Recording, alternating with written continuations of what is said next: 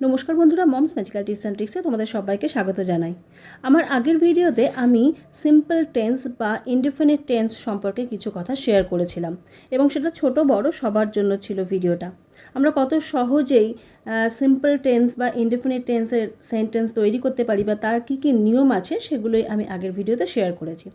আজকের ভিডিওতে আমি তোমাদের সাথে শেয়ার করব যে সিম্পল প্রেজেন্ট টেন্স, যেটা সিম্পল প্রেজেন্ট টেন্সের যে সেন্টেন্সগুলো হয় সেগুলোকে যদি নেগেটিভকে চেঞ্জ করতে হয়, নেগেটিভ সেন্টেন্স করতে হয়, তার কী কী নিয়ম রয়েছে বা তার কী কী রুলস রয়েছে। কারণ ছোটদের কিন্তু ক্লাস 2A বা 3তে কিন্তু সিলেবাসে নেগেটিভ সেন্টেন্স থাকে।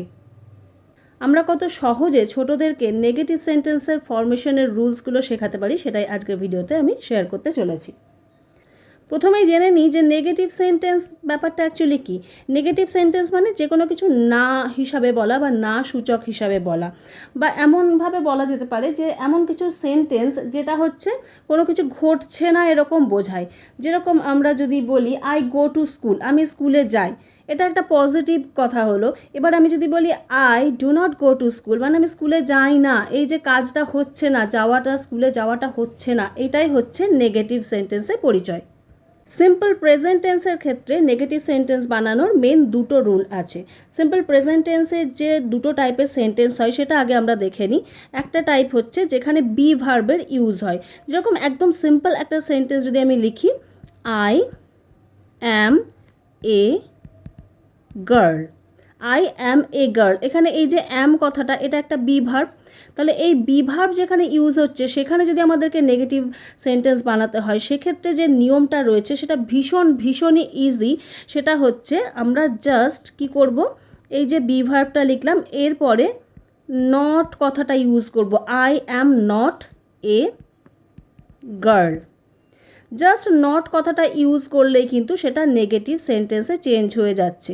তো নেগেটিভ সেন্টেন্সের ক্ষেত্রে কিন্তু এই যে নট যে কথাটা এটা ভীষণ ইম্পর্টেন্ট একটা টার্ম।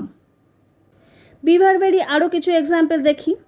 সাপোজ আমি লিখলাম হি ইজ এ বয়, তাহলে এক্ষেত্রেও আমাকে যদি এটাকে নেগেটিভে চেঞ্জ করতে হয় কি করতে হবে, হি লিখলাম, এরপরে বি ভার্বটা যেমন ছিল লিখলাম, তারপরে কি যোগ করতে হবে, নট, জাস্ট নট অ্যাড করে দিলাম, হি ইজ নট আ বয়। বা আরও একটা সেন্টেন্স, দে আর হ্যাপি, তারা খুশি, এটা একটা পজিটিভ সেন্টেন্স হলো, এটাকেই আমরা নেগেটিভে চেঞ্জ করব। কি লিখব, দে আর নট হ্যাপি। তাহলে আমরা এই নিয়মটাতে কি দেখলাম যে সিম্পল প্রেজেন্ট টেন্সে যেখানে যেখানে বি ভার্ব থাকছে সেই ধরনের যে সেন্টেন্সগুলো রয়েছে সেগুলোকে যদি আমাদের নেগেটিভে চেঞ্জ করতে হয় আমাদের জাস্ট সেই বি ভার্বের পরে একটা নট যোগ করে দিলেই হয়ে যাচ্ছে। তো এটা ভীষণই ইজি একটা রুল, যেখানে আমরা সিম্পল প্রেজেন্ট টেন্সে বি ভার্ব দেখছি সেই বি ভার্বের পরে জাস্ট নট অ্যাড করে দিচ্ছি আর সেই পজিটিভ সেন্টেন্সটা কিন্তু নেগেটিভে চেঞ্জ হয়ে যাচ্ছে। তো এটা গেল 1 নাম্বার রুল, যেখানে আমরা বি ভার্ব থাকলে কিভাবে সেই সেন্টেন্সটাকে নেগেটিভে চেঞ্জ করতে হয় সেটা দেখলাম। এরপরে আমরা চলে যাব রুল নাম্বার 2তে। এই রুলটা একটু অন্যরকম, এটাকে do not or does not রুলও বলা হয়।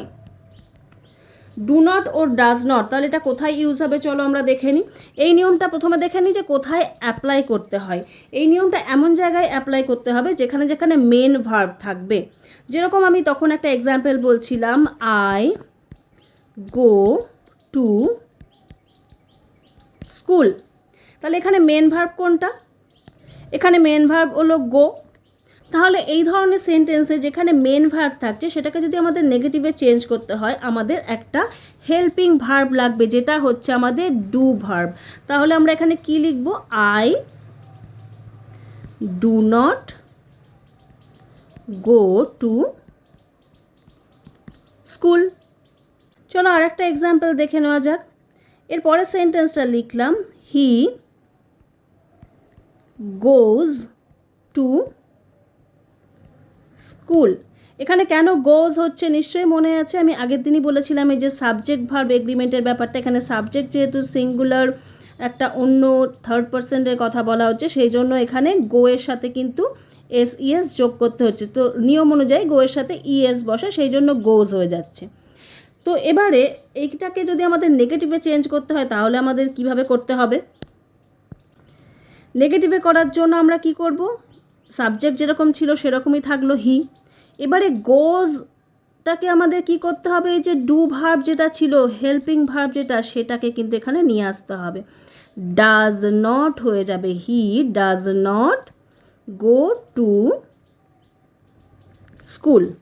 এখানে একটা জিনিস মনে রাখার বিষয়, সেটা হচ্ছে এই যে গোয়ের যে ইএস বসেছিল, যে এই নিয়ম অনুযায়ী সাবজেক্ট অনুযায়ী যে নিয়ম অনুযায়ী এখানে গোস বসেছিল, সেইটাই কিন্তু এখানে ডুয়ের সাথে ইএসে চলে এলো। এবং এখানে গো কথাটা, গো এই যে ভার্বটা, এটার কিন্তু বেস ফর্মটা এখানে বসলো।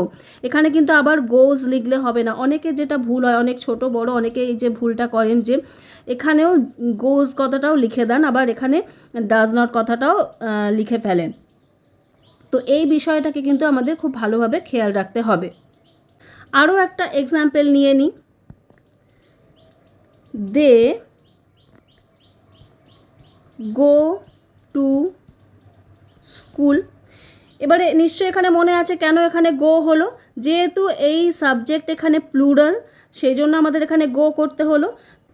তাহলে এই সেন্টেন্সটাকেও যদি আমাদের নেগেটিভে চেঞ্জ করতে হয় তাহলে আমাদের কি করতে হবে, আমরা কি লিখব, they do not go to school. যেহেতু এখানে দে গো টু স্কুল ছিল, কোনো এর ব্যাপার নেই, সেই কারণে এখানে আমরা ডু নট করলাম। তো আমাদের এই জিনিসটাকেই খেয়াল রাখতে হবে যে পজিটিভ সেন্টেন্সের ক্ষেত্রে যেখানে যেখানে মেন ভার্বের সাথে এস থাকবে সেখানে কিন্তু ডাজ নট করতে হবে, তারপরে ভার্বটার মেন ফর্ম বসে যাবে। এবং যেখানে যেখানে এস থাকবে না সেখানে কিন্তু আমাদের ডু নট কথাটা ইউজ করতে হবে। তাহলে বন্ধুরা, সিম্পল প্রেজেন্ট টেন্সের নেগেটিভ সেন্টেন্স তৈরি করার ফরম্যাটটা নিশ্চয়ই বোঝা গেছে এবং ছোটোদেরকেও নিশ্চয়ই এত ইজিলি বোঝানো সম্ভব। তবু আমি আরেকবার এখানে একটু চার্ট ফর্মে করে দিচ্ছি। 1 নাম্বার রুলে আমরা কি করেছিলাম, টু বি ভার্বকে নিয়েছিলাম, টু বি ভার্বের নেগেটিভ, আর একটাতে ছিল মেন ভার্ব বা মেন যে অ্যাকশন ওয়ার্ড সেইগুলোকে নিয়ে। তাহলে টু বি ভার্বের ক্ষেত্রে নিয়ম কি, ভীষণই ইজি। বি ভার্ব বসবে, তার সাথে নট বসে যাবে। সেটা অ্যাম নট হতে পারে, ইজ নট হতে পারে, আর নট হতে পারে। তো বি ভার্বের ক্ষেত্রে এই নিয়ম থাকছে। আর মেন ভার্বের ক্ষেত্রে very easy, do not plus কি মনে রাখতে হবে, ভার্বের first form, that means V1 form. আর একটাতে কি, ডাজ নট কোথায় হবে, ডিপেন্ড করবে যে ভার্বের সাথে এস আছে কি না, প্লাস ভার্বের ফার্স্ট ফর্ম।